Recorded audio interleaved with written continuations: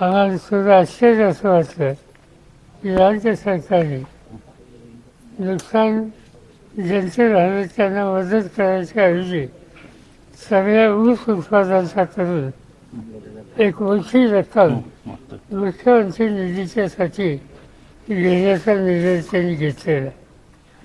ज्या वेळेला ऊस उत्पादकाला मदत द्यायला हवी त्यावेळी त्याच्याकडनं सक्तीनं वसुली करणं हे अत्यंत चुकीचं आहे. ते आणि मुख्यमंत्र्यांच्या कानावर घालून आणि या निर्णयाचा त्यांनी फेरविचार करावा अशी आग्रहाची विनंती त्यांना करू.